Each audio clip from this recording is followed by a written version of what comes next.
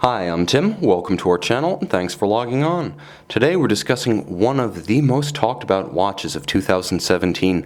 It's the Rolex Sky Dweller 326934. That's right, it's the stainless steel white gold Sky Dweller. For all practical intents and purposes, a watch of stainless steel with a white gold bezel. You can see and you can own one of the IT watches of the last calendar year.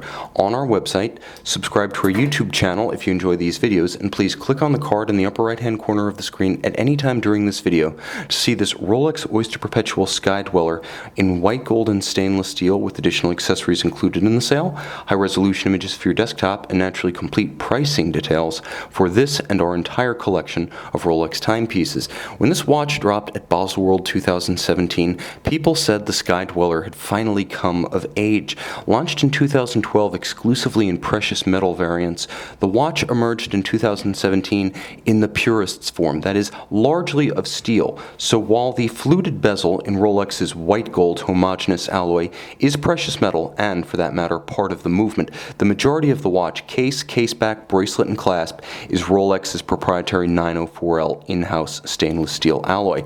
Let's talk a little bit about how it wears. 42 millimeters, it appears to have the proportions of the Yachtmaster 2, but it does not have the dimensions of the Yachtmaster 2. It's actually more compact than you might guess at first glance, because it has a thick profile. It's thick by Rolex standards, but not thick objectively given the complication and water resistance inherent. 14 millimeters thick, the watch has a generously sloped bezel such that it can easily slide underneath a dress cuff. The solid end links measured across the wrist give the watch a span of 52.3 millimeters, such that I feel realistically you could wear this watch on an oval-shaped wrist as small as 14.5 centimeters in circumference. Now, the bracelet is a beautiful piece, nicely made, and of course all in steel.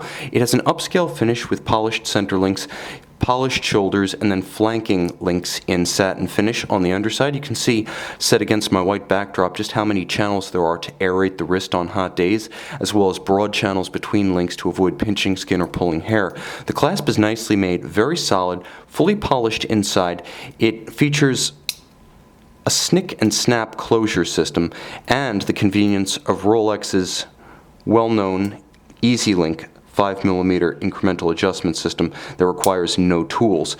Take in or take out slack as your wrist expands or contracts based on activity, heat, or cold of your environment.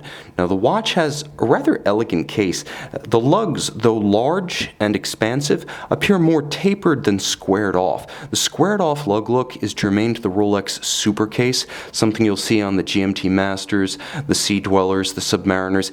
It's not in evidence here, as the lines of this watch appear to have more in common with the Daytona and the Datejust. That is, there's an inherent elegance and grace, and all in high polish. The watch does have handsome, fluid, compound curvature lines.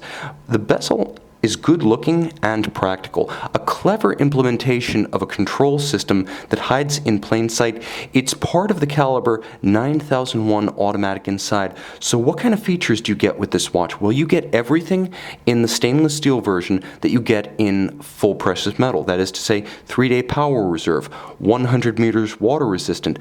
You have a month indication. You have a bidirectional setting date, a 24-hour format second time zone, and yes, the calendar system is an annual calendar. So let's talk about how all of this works. Now, there are 3 versions of this watch in steel with white gold bezel. One has a silver dial, one has a black dial, one has a blue dial. This black dialed variant is handsome and probably the one to choose for sheer visual contrast. It's the easiest one to read at a glance. Let's talk about how this system works. Let's thread our crown out. You can feel it pop. Now, in that first position, you can wind the watch. Okay, so far no surprises. See how the bezel is justified all the way to the right, that is clockwise? Now I pull the crown into the second position, nothing happens. Push the crown back in, now turn it to the first detent. Okay, now I pull it into the second position. You can see how I can drive the date in both directions. But there's more to it than just that. Notice how there is an aperture outboard of every index, and there's a red square inside the aperture just above the crown at 12. Well, each one of those 12 stations of the hours represents one of the months of the year. In conjunction with the date, that's how you read the annual calendar. But even more significant, now watch those apertures at 11 and 12. As I turn from 1 to the 31st, see the aperture at 12?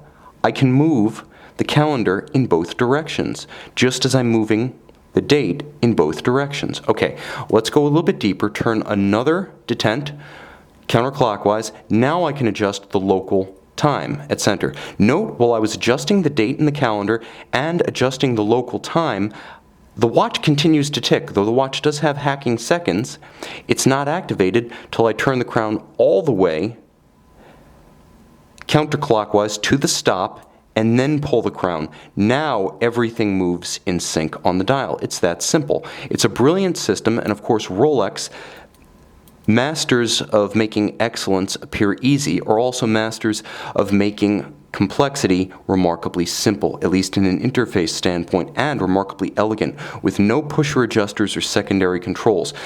Interesting how it works. It's a planetary system they call Helios, and it's worth quite a read. I can't share all details now, but I will tell you caliber 9001 is the most complicated caliber ever made by Rolex. It's right up there with fewer jewels but more parts than the Yachtmaster 2's caliber 4161.